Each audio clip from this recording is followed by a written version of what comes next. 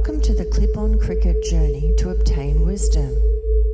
The purpose of this journey is to allow you to access otherwise hidden wisdom and knowledge.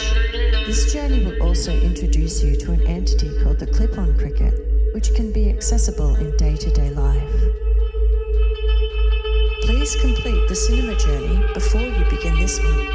You will need to be familiar with the cinema, as we will exit and enter via that locale.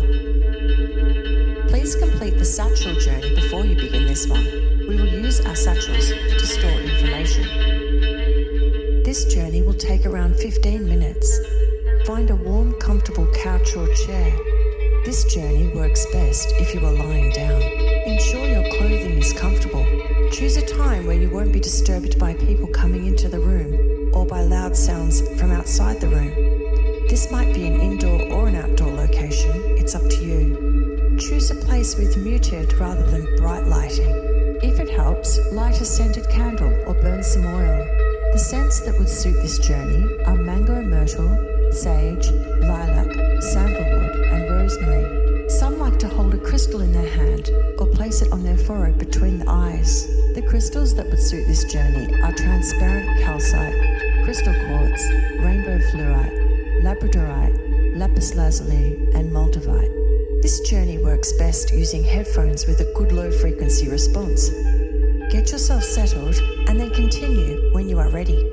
We will start with a simple breathing and grounding activity to ready your mind, then we will journey to the cinema, and from there to the Hall of Records, then back again. During the journey, try to be consciously receptive to information. Often this information will be in the form of mental images in your mind's eye. But for some of us, the information may come in the form of thoughts, ideas, concepts, vivid memories, imagined sounds, words, bubbling up feelings or emotions, or even bodily sensations. Often our minds chatter away at us and distract us when we are trying to visualize. Don't fight these thoughts, let them pass, then refocus on the journey. So now, please lie down or sit, get comfortable, close your eyes, and take 3 deep breaths.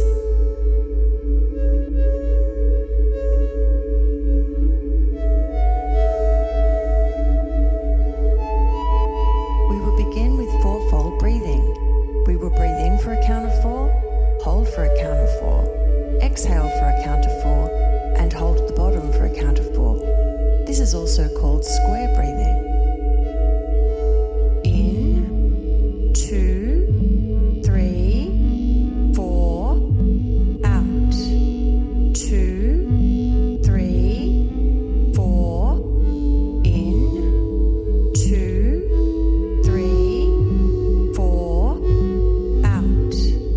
2, 3, 4, in, 2, 3, 4, out. 2, 3, 4, in, 2, 3, 4, out. 2, 3, 4, in, 2, 3, 4, out. 2, 3,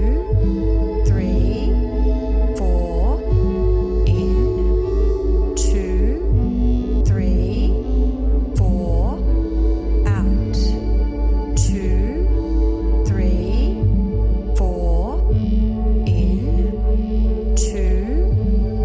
3, 4, out. 2, 3, 4, in, 2, 3, 4, out. 2, 3, 4, in, 2, 3, 4, out. 2, 3, 4, in, 2, 3, 4, out. 2, 3, 4, in, 2, 3, 4, out. 2, 3, 4. Take a deep, slow breath in. Feel the clean, fresh energy of this breath fill your body all the way to the tips of your toes and fingers. Now let that breath go out through your mouth and as slowly as you can. If you can, take twice as long to exhale as to inhale.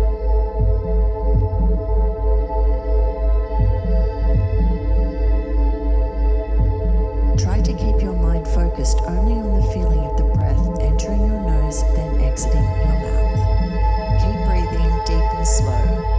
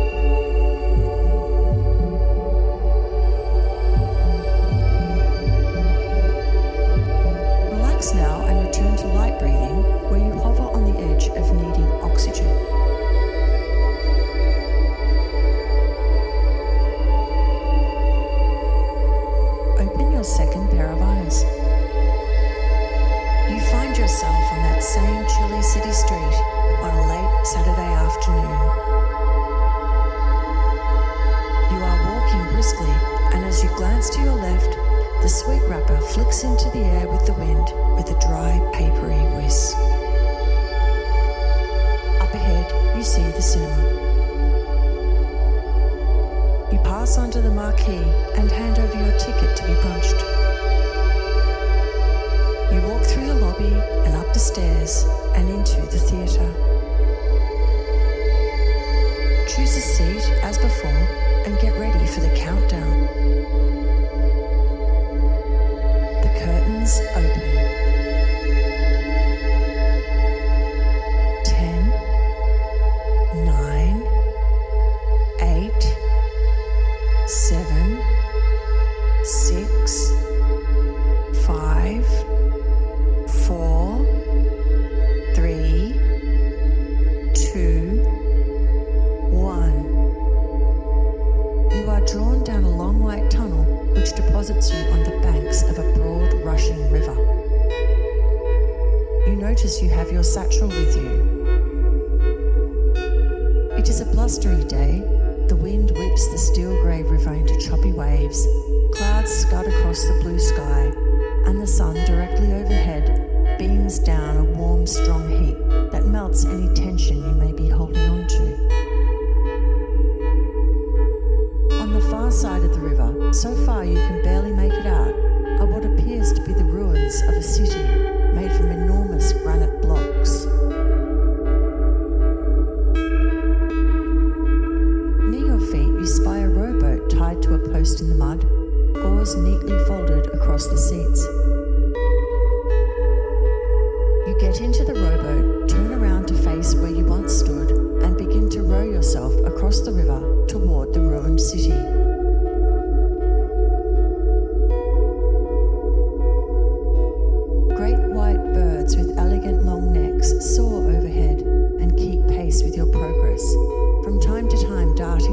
surface of the water to pluck out sparkling silverfish.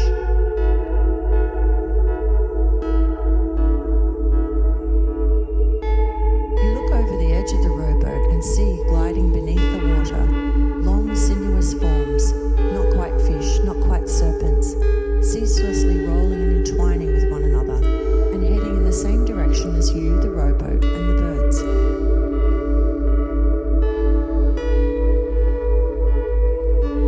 As you shoot over the waves in your trusty little craft, let your mind drift. What thoughts occur to you as you row? Which faces from long ago make an appearance? Which events long finished but once significant? Place them in your satchel to examine later if you like.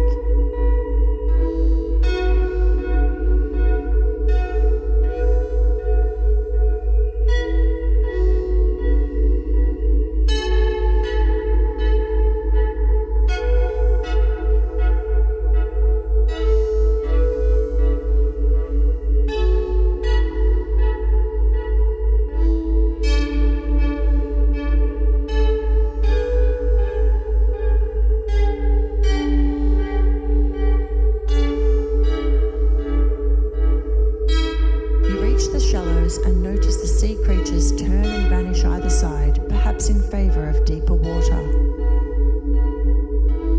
The birds also veer away from the shore and disappear over the horizon. You beach the rowboat, climb out and gaze at the ruined city, so much larger now, each block of granite as tall as you are, tumbled about like a giant child's discarded playthings. Directly in front of you is an entrance formed by 3 gigantic stone dolmens. The shadowy doorway is dark, but you are not afraid. You pass beneath the vast stone lintel and find yourself in a tunnel skylit from above via holes and clinks in the stone. The ground beneath your feet is clean, dry and sandy. You walk into and through the shards and rays of sunshine that pierce the dark in a rain of light and venture further in.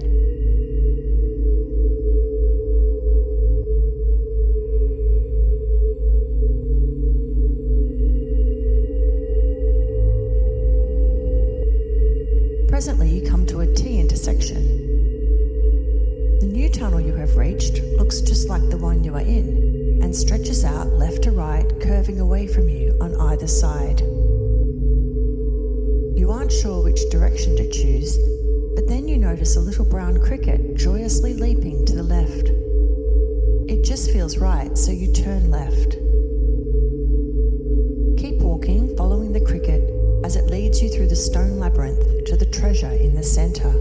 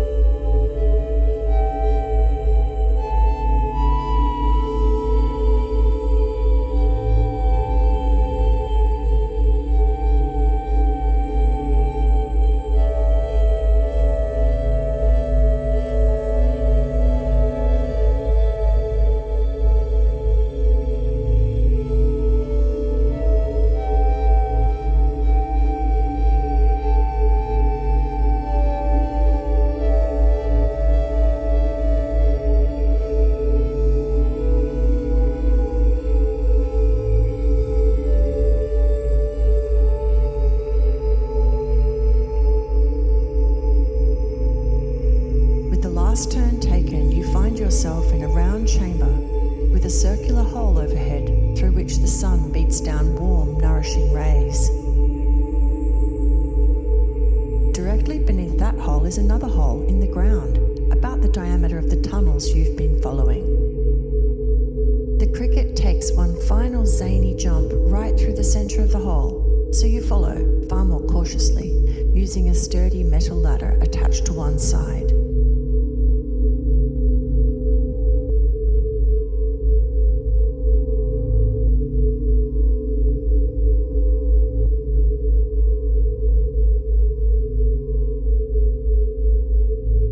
You climb down a very long way until the vertical tunnel you are traversing widens out into a large circular chamber.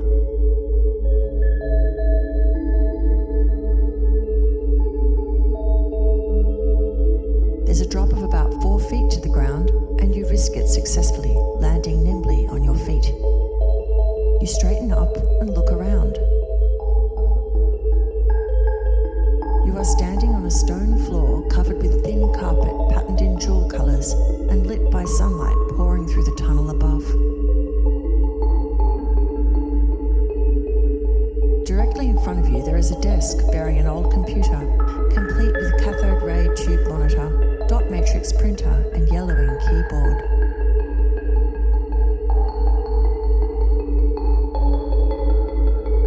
This little clearing you find yourself in is surrounded by a circle of bookshelves, punctuated at the points of the compass by passageways leading out like spokes in a wheel through a forest of serried ranks of bookshelves as far as you can see.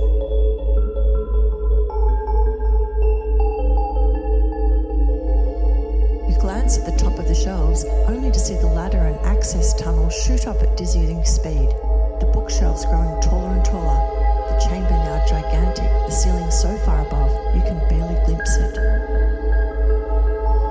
The screen of the computer winks on in a lurid green, and a white cursor begins to blink invitingly.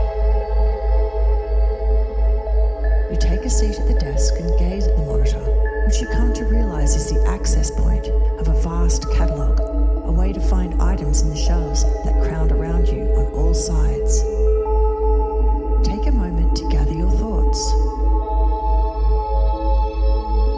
Now, in this very second, ask yourself, what is it I wish to know? Take the very first answer that bubbles up in your mind and carefully type the request into the terminal.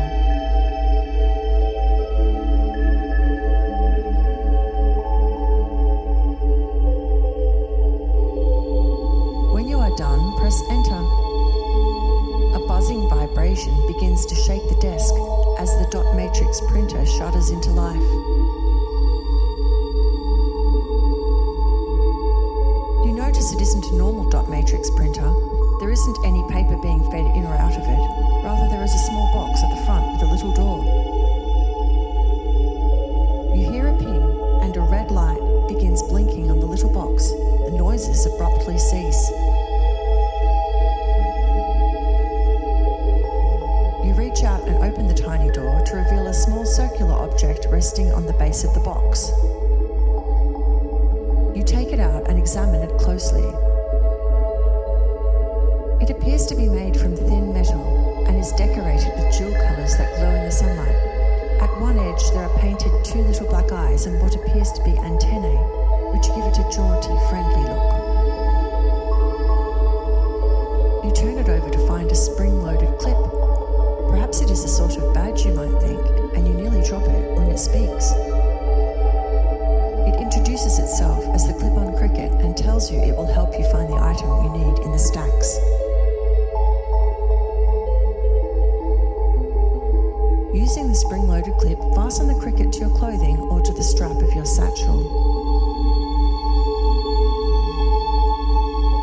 The cricket buzzes at you to take one of the 4 passageways.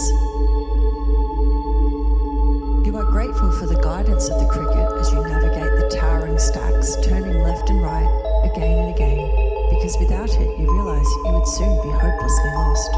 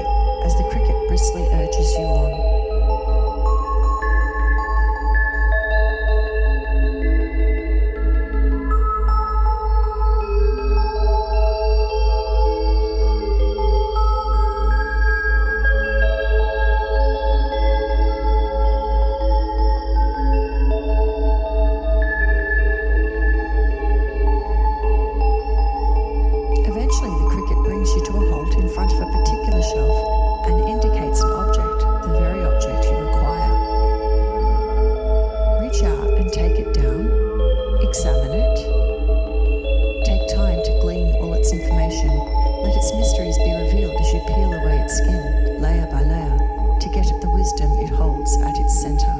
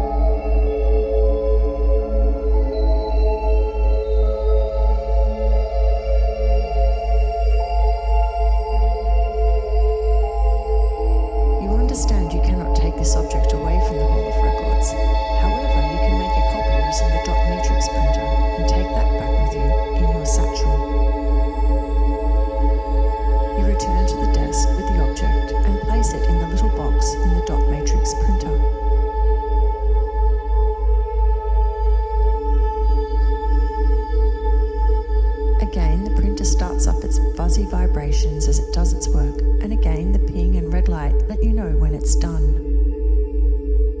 When you open the box, you find two objects, one the original and one the copy. You take the original and place it in a tub for reshelving and put the copy in your satchel.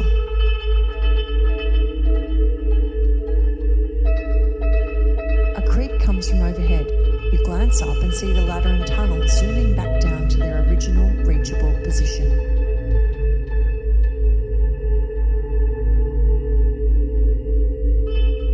You get up onto the chair, reach for the lowest rung of the ladder, and easily pull yourself up. Climb up the tunnel until you reach the sunlit chamber at the center of the labyrinth.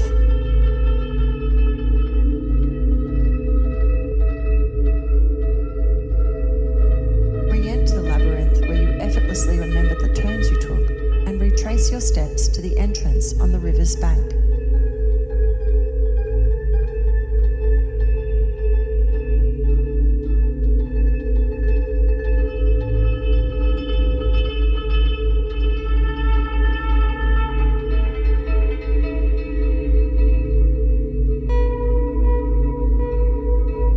Climb into the rowboat and row back to the opposite shore. The birds and the sea creatures once again mimicking your progress.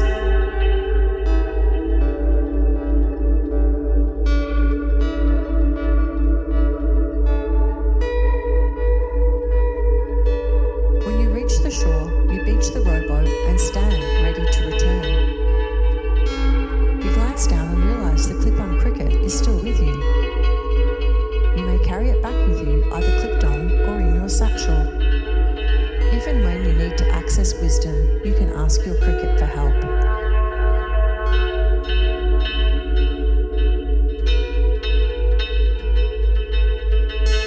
Now we are ready to return.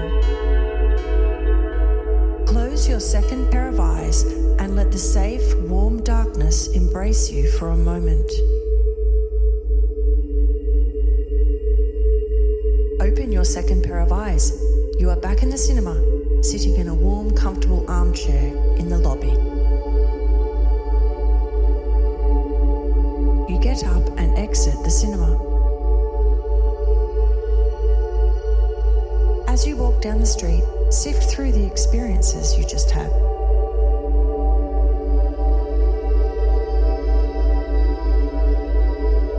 With each breath, take a little more air in until you are breathing full restorative breaths.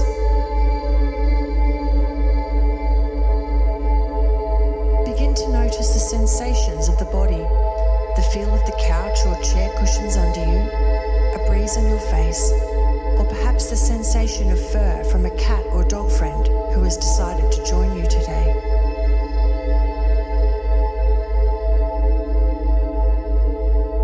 Spend some time noticing the sensations within your body, the passage of air into and out of your lungs, the sensation of your heart beating in your chest.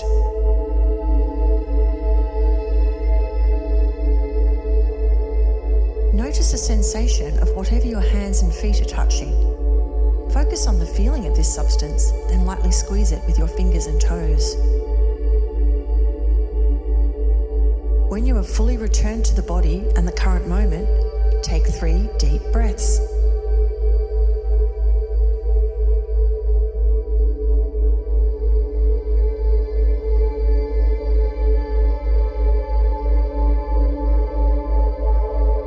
Now open your eyes. Welcome home, journeyer. Now it is time to unpack your satchel. Take out this object you selected from the Hall of Records. Describe it, analyze it for answers to the question you typed into the computer terminal. If you stored any thoughts on the boat ride, take these out now and describe and analyze these as well. Here are some suggested journal topics. Was there anyone else with you in the labyrinth? Labyrinths do generally contain monsters after all. Did any other items on the bookshelves in the Hall of Records stick out, and why? Who or what did the sea creatures resemble? What do you think the significance of the stone labyrinth above and the labyrinth of bookshelves below is?